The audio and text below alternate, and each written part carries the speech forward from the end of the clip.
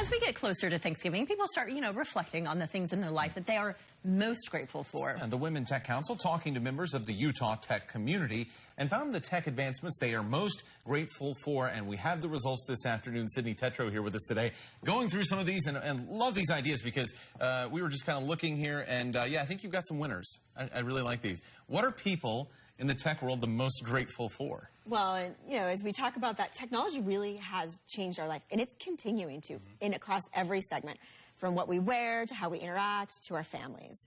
And so we thought about it in kind of 4 different categories. So what are one of those places where it's really improving our lives? The example that we are actually showing today is tied to some of the technology work that's happened since Hurricane Harvey. Oh.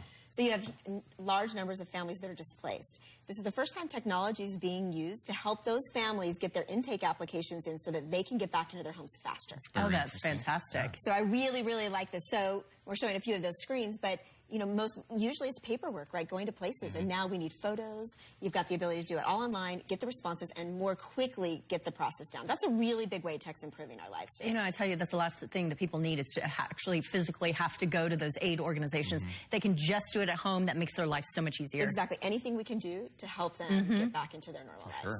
So I really love how technology does that. One of the other places is that we love technology is in the ways it makes us more creative. Right, so a couple of the things we were talking about here is, I even was talking to my 12-year-old son. He's like, I needed to make a logo for my new project.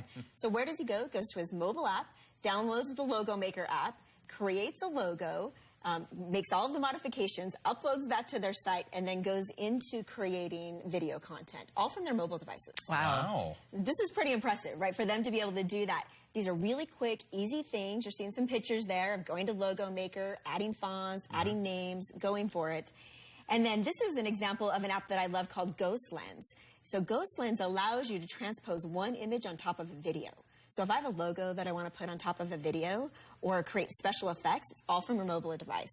Wow. Take one photo, transport it over the top. That's great. And I think just a few years ago that you would have needed computers and high-speed access to various software programs. Exactly. I mean... It's like you're putting Don Draper out of work. Really, yeah. It's amazing. It's in your hands.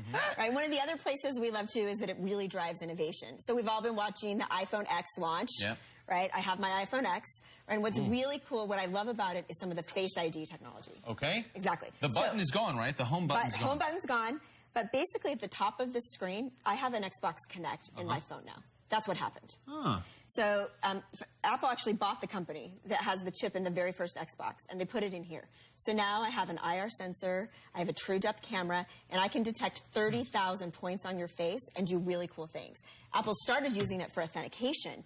But as we'll show, we're also seeing app developers going with that. It goes all the way to Warby Parker in their application using your face shape to recommend the types of glasses that will best fit your face. That's really interesting. And they took the initial launch, and in the last week, they launched that. This is just the beginning.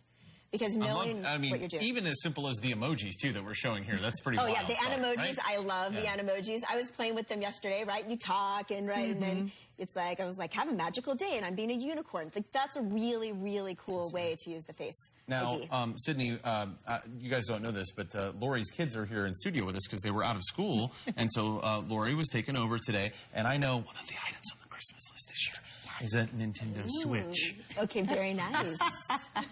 He's like, what's happening over there? Yeah, there's a young man who just perked up. Exactly. For sure. So, right, speaking of tech, it just makes our life fun, right, and creates this entertainment side. So we have here the Nintendo Connect, which is really untethering the gaming experience. Anywhere kids go, in whatever projection screen they want, in whatever environment, you can take the Connect, you undo these little controllers, you put them into this, and now you've got a gaming system anywhere.